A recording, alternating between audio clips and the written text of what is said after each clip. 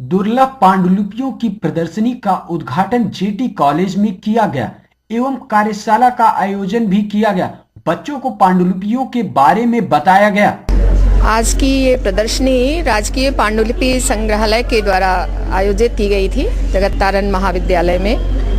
और इस प्रदर्शनी के पूर्व एक उन्होंने व्याख्यान जो पावर पॉइंट पर श्री अग्निहोत्री जी राजकीय अभिलेख अधिकारी जो हैं वो उन्होंने दिया, जिसमें उन्होंने ये बताया कि प्राचीन काल से जब हमारे मुद्रण के साधन नहीं थे, कागज़ का आविष्कार नहीं हुआ था, तो किन सामग्रियों पर लोग लिखते थे और फिर किन पेन आदि की जगह पे क्या प्रयोग करते थे, स्याही के स्थान पर क्या करते थे, फिर उन पांडुलिपियों का संरक्षण किस प्रकार औषधियों और अन्य माध्यमों से कैसे करते थे, और इन जो पांडुलिपियां संग्रहित हैं राजकीय संग्रहालय के पास उनमें क्या क्या कंटेंट है, मतलब क्या क्या विषय हैं। उसमें कई दुर्लभ पांडुलिपियां हैं जिसमें फारसी में महाभारत और रामायण और जो सचित्र गीता है, सचित्र रामायण है, ये कुछ बहुत प्रमुख हैं। कुछ आयुर्वेद के ग्रंथ हैं,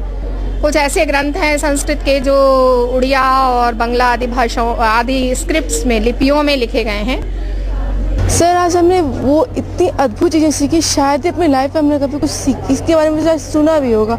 मैंने सिर्फ सुना था कि पांडुलिपियाँ होती हैं, लेकिन इतनी अच्छी इतनी अद्भुत होती हैं शायद ही मुझे पता होता। लेकिन आज जो मुझे देखने को मिला, जो सीखने को मिला है, वो मेरे लिए बहुत ही अद्भुत, बहुत ही अच्छा अनुभव था। पांडुलिपियों के बारे में हमने सबसे पहले ये जाना कि जो प्राचीन इतिहास है तो उसके बारे में हम अनेक स्थलों के विषय में जानते हैं, लेकिन ये जो पांडुलिपियाँ हमारे लिए एकदम नई है। स्थल पे हम जाते हैं, देखते हैं उसमें क्या रखा है, लेकिन पांडुलिपियों के विषय में कोई नहीं सोचता। और ये जो पुराने ग्रंथ हैं वो फटे जा रहे हैं, उनको पांडुलिपियों के माध्यम से संग्रहित किया जा रहा है। इसलिए जो उत्तर प्रदेश सरकार का संस्कृति विभाग है उसी का कार्यालय इलाहाबाद में राजकीय पांडुलिपि पुस्तकालय के नाम से, उसमें हमारे यहाँ अलग अलग सब्जेक्ट्स पर, धर्म पर, दर्शन पर, अध्यात्म पर, आयुर्वेद पर लगभग 10,000 के आसपास पांडुलिपियाँ जो है संग्रहित हैं। ये जो लोगों की पर्सनल कस्टडी से हम लोगों ने कुछ लोगों ने डोनेट किया था, कुछ लोगों से परचेज की गई हैं, जैसे एक जगह पर रहें वो हमेशा के लिए संरक्षित रहें। इनको हम लोग साइंटिफिकली प्रिजर्व करते हैं और स्कॉलर्स आके इस पर रिसर्च करते हैं, लेकिन लोगों को इसके बारे में ज़्यादा जानकारी नहीं, स्पेशली इलाहाबाद के लोगों को ही। तो हम लोग प्रयास कर रहे हैं कि अलग अलग कॉलेजेज में जाकर के स्टूडेंट्स को बताएं कि जो विरासत का एक जो ये अद्भुत खजाना जो इलाहाबाद में, उसको भी आकर के देखें, जानें, समझें और एक अवेयरनेस क्रिएट हो सोसाइटी में।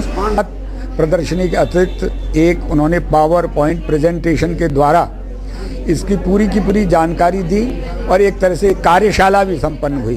तो इसमें जो वक्तव्य हुए, जो कार्यशाला हुई, इससे विद्यार्थी वर्ग बहुत लाभान्वित हुआ, क्योंकि कुछ ऐसी जानकारियां प्राप्त हुई जिनको विद्यार्थी तो कभी जानते ही नहीं थे, विद्यार्थियों को इसका कोई ज्ञान नहीं था।